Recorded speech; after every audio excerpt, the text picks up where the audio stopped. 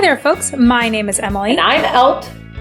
And this is Oh My Word, a podcast where we discuss books, movies, musicals, TV shows, etc., and give you an idea of the content and the messaging so that you can be a more informed consumer. Yes. And we even have a handy guide to help with that, which is our pearl clutching scale about how many pearls must be clutched in the viewing or reading of this piece of work.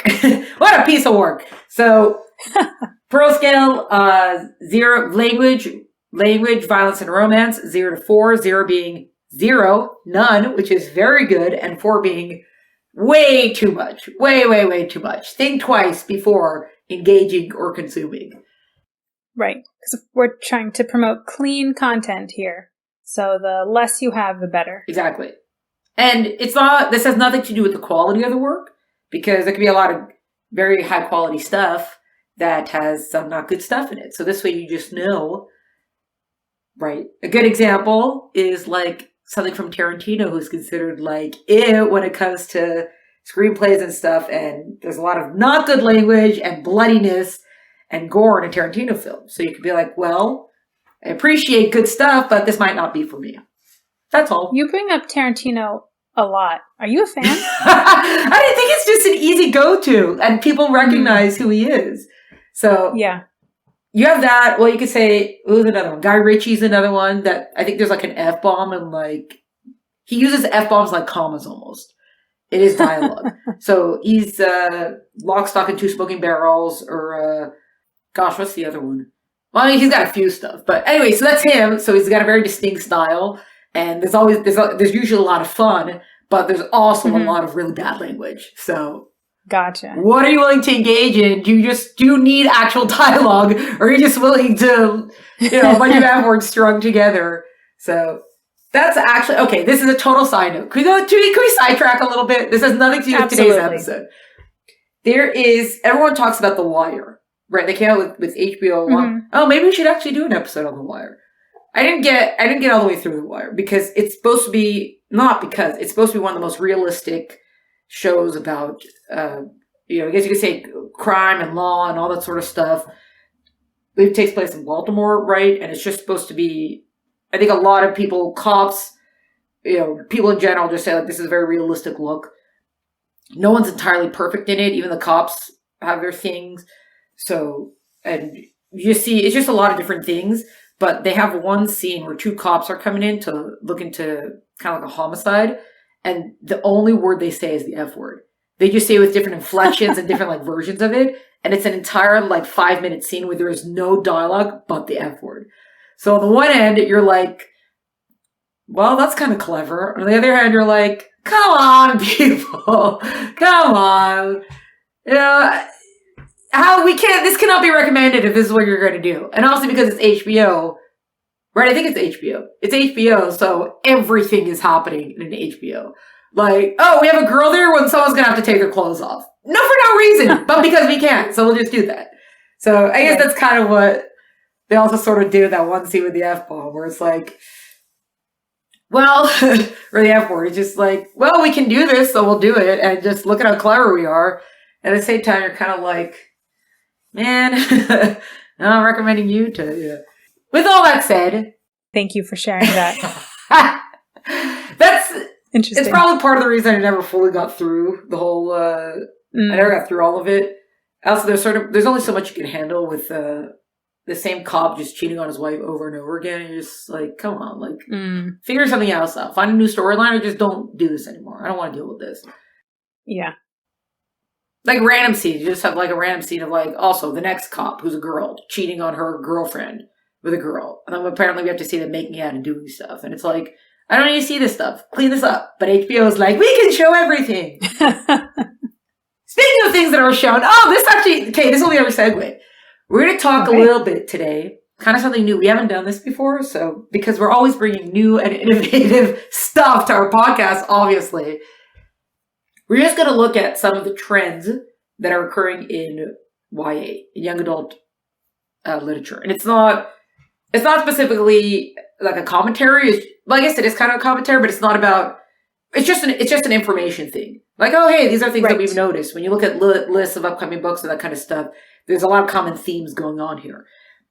We did sort of talk about this a couple weeks ago. Not exactly, but we talked about that one book with the polyamorous relationship. Right. And we hadn't read that book, but we were commenting on the fact that polyamory and certain types of relationships are being promoted more today than they ever were. Like, it's a specific thing that you're finding more of in books. Right. That's sort of what we're doing today also, except that was just one book, and this is multiple books that are indicative of a trend. Right. And it's not specific. It's negative or positive according to just what your viewpoint is. Right. And it's also interesting because there are sometimes that are trends that occur in literature, or you can say culturally there are trends that occur, but here we're specifically talking about books. There are trends that occur sometimes that either no one saw coming, no one expected it. They kind of occur almost naturally or by the market. An example of that would be Twilight, right? So Twilight comes out and it was a big deal. And it wasn't just that it was a big deal, but when the films came out, they made a lot of money. So even people kind of like to trash Twilight. I never read them. I was never kind of into the vampire stuff. But whether or not you like it or whatever it is, one thing that Twilight did is that it proved that the young adult genre can make money. And that might seem a little bit, that's kind of a crude business perspective, but it's a necessary one because it helped. The young adult market was already growing, but it helped kind of explode the young adult market because everything is a business. So publishers have to see, we're going to put a lot of money into this. We have to know we're going to get a return on investment, kind of. We have to know there's a real market out there for this. And since then, things have evolved and changed and all that sort of stuff. But that's kind of what Twilight did, especially when the films made so much money. They're like, hey, this is a viable business, product. So after that, there was a massive vampire trend.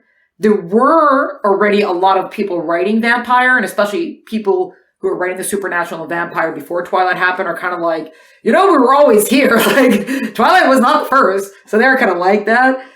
Mm-hmm. But that's something that the publishers didn't necessarily anticipate in the sense that, wow, this is going to be massive. And then all of a sudden, also when there's a trend, they flood the market with it. And that, I spoke about this with Diana Ross a couple of weeks ago. Sometimes they flood the market, and then they flood it so much that everyone just gets so sick of it. And so it becomes so saturated, they just cut it after that. And then if you wrote a great book about it, it might be hard for you to get it out there because everyone's like, no, we're done with this. And it's like, what do you mean you're done with this? You saturated the marketplace, then you decided, okay, now no more. Also, because there's always fans, right? Right. Now, these trends specifically, you could say, oh, there might be a response to the culture, but I think it's part of it is a response to the culture and also an attempt to help drive culture because a lot of these trends, they're not necessarily from, there wasn't a Twilight explosion, money explosion, I think that occurred for these trends. I think a lot of these trends are things that publishers are trying to push. So, hey, we're looking for more of this kind of book. We're looking for more of this kind of book, right? So that is a deliberate, just going to say calculated attempt to create more of something, to create a trend, which they are kind of doing. So again, it's only negative or positive according to what your viewpoint of each of the points are. But the ones that we've selected, we haven't selected all of them, but we've selected a few of them. And a lot of these are ones that the publishers are pushing, or agents are also saying, hey, I want specifically this. So they're becoming trends now because they've made them trends. And part of that influences culture, and culture influences that. So we have both elements in play. So with that said, with all that lead up. Yeah, with all that lead up, let's talk about some of the trends. Well, actually, the first one, and we've selected certain books. These are not books, we haven't necessarily read them yet. They're just books that we're using for examples, books that were very recently published, either within the last month, they're going to be published soon, or the last month or two. These are very, very recent books. And again, they're not indicative of everything, but these are ones that are being pushed now.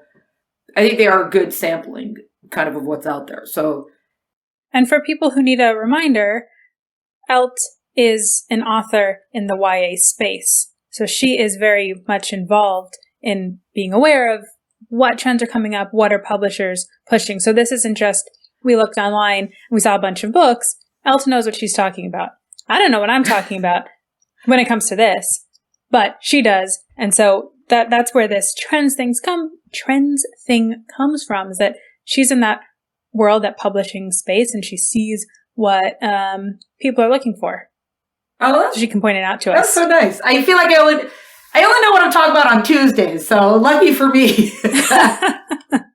Yeah, and also, if you're like, well, is this really true, blah, blah, blah. I'm like, walk into a bookstore and just walk up and down the young adult aisle, and it's right there on the cover. You'll see it. So it's not a secret. It's not anything that's like, oh, this conspiracy theory. Like, it's all right there. Right. Versus that other book that we spoke about that was not right there for us to see. No. And we hope it never becomes a trend. Yeah. No. So, all right. So the first trend that we're talking about today is a trend in more Asian-inspired fantasy, which is so specific because we're not even saying Asian-inspired fiction, specifically Asian-inspired fantasy. Right. Right, like using old myths and old stories from China or Korea or Japan. And the one that we did talk about a few weeks ago was also, kind of a sci-fi fantasy thing. Which, I mean, fantasy and sci-fi, especially fantasy, are pretty big in YA anyway. But specifically, there's this push for Asian-inspired fantasy. Yeah. There is some also in contemporary. You'll have like a lot of K-pop. What we sort of spoke is kind of like stories, sort of like mismatched, where, you have, growing up Korean. Like the P.S. I Love You. Is that what it's called? Right. Right. So she's Korean and American and kind of balancing that. Wait, To All the Boys I Love. Oh, yeah, you're right. Before. P.S. I Love You is a different... I always confuse it. No, P.S. Love Laura Jean is... Whatever. I always confuse the title. Oh, yes. And I can't figure out why I can't find it because, yeah, you're right. To All the Boys I Loved Before. So that's also a good example. You have a lot of that in the... I don't know so much because I don't really follow romance and contemporary. Okay, fine. I see what's going on. Dash and Lily also. Huh? Dash and Lily also. Yes. We talked about Dash and Lily a couple weeks ago, and Lily is also half Japanese. Yes. And this is also something that we see specifically.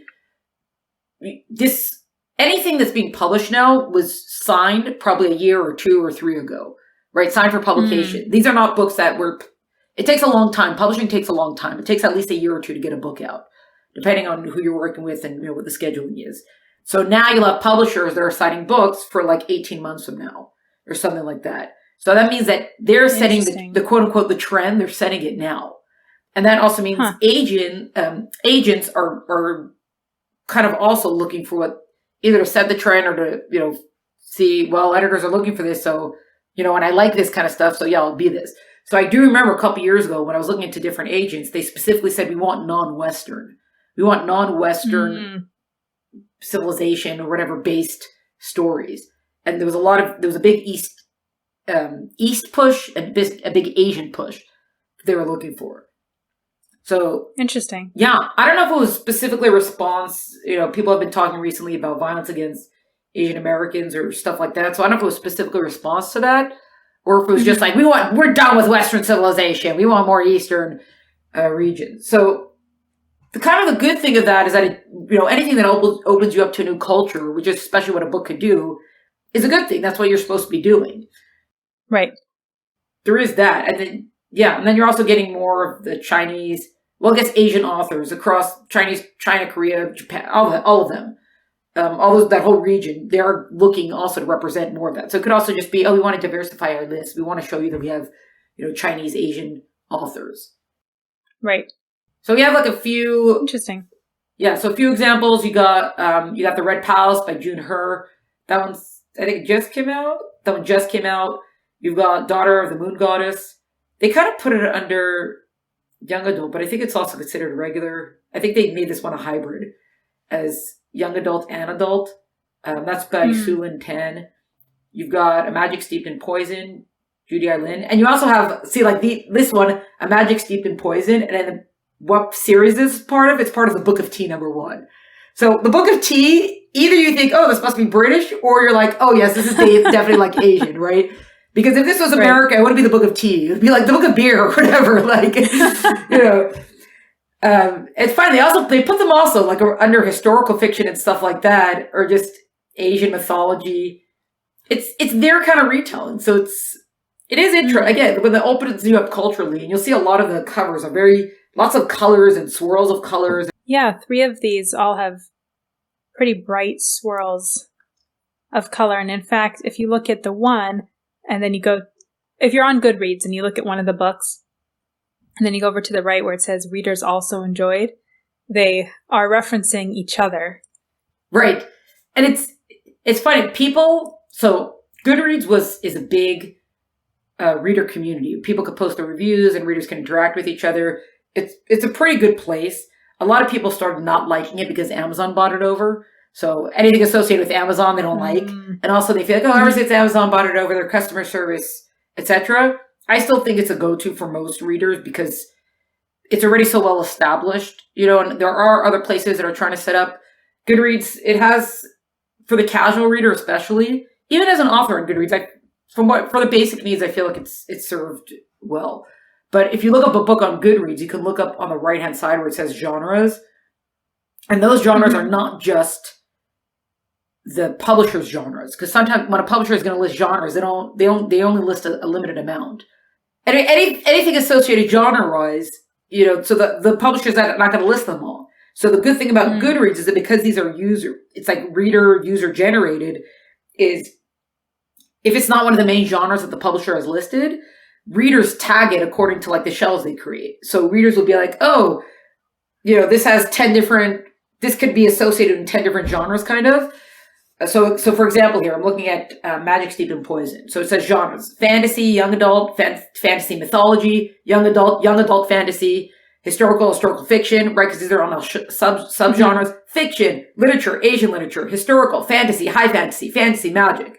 So you see, even just the fantasy has like 3 different subcategories. You have fantasy mythology, fantasy high fantasy, fantasy magic, right? So the publisher is not going to break it down as like that. They got to choose. But the readers this way can tag it. So this is always, I usually recommend this, especially to parents who are looking, their kids are getting older and they're looking for books for them. I'll tell them to look there because look, the readers are going to tell you what's in the book.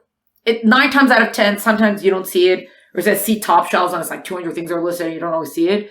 But 9 times out of 10, you'll see what it says there. And then you'll see like, hey, is this what I'm looking for my kid or not? That's very good in that regard.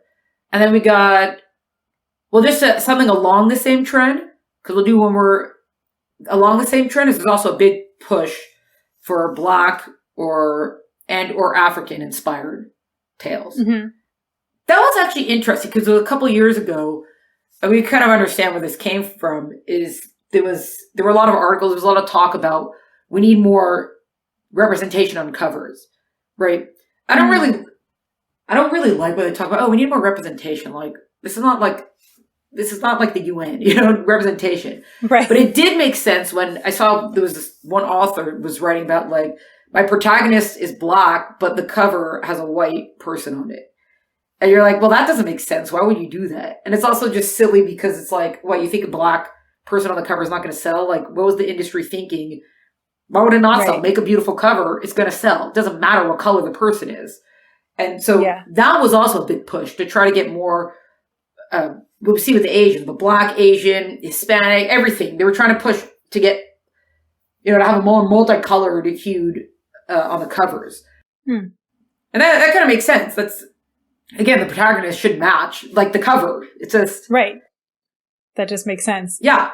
And here you have... So sometimes it's also interesting, because sometimes they kind of put African and Black as sort of the same trend, even though it's not necessarily. Because... So, for example, we have here this book that's called Skin of the Sea. And it's... You look at the different genres that is part of one of it, it's Black mermaids. Right? So that's not specifically... It's a made-up world, so it's not specifically like Black mythology or African mythology. It's just they took mythology and they took all mermaids and all that kind of stuff, and it's a Black character who's that. So that's one like. It's interesting. Yeah. Just looking at because you said it's African/Black.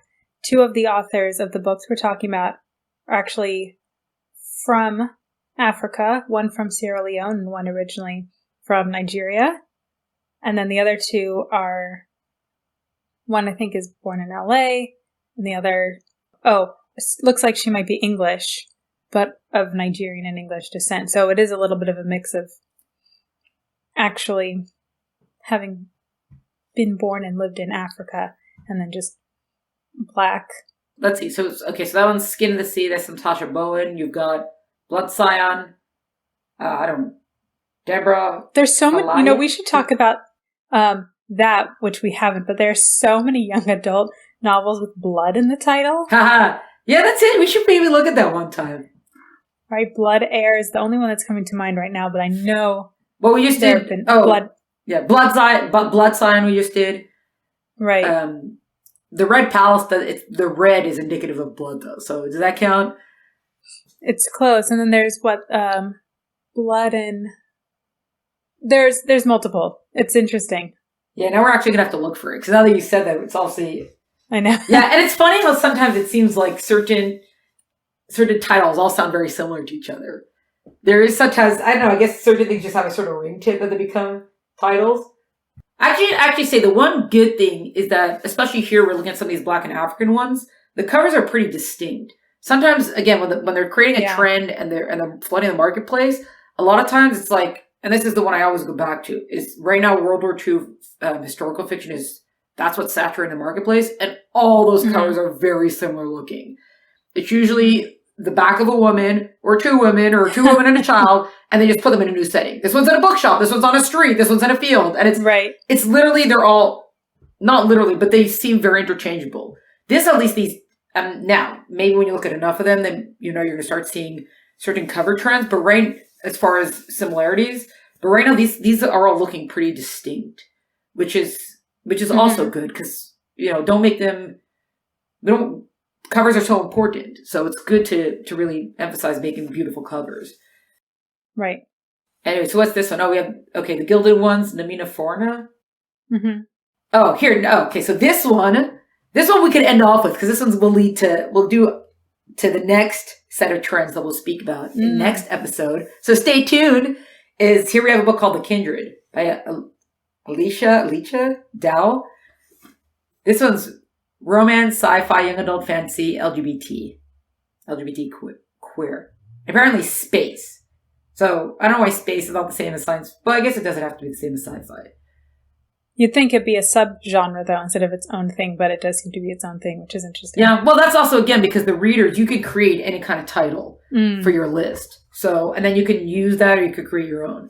So, yeah. Okay, so good. So, anyways, these we'll call the culture. I guess we could call these, what do we want to call these? Like cultural trends, but as far as other cultural trends.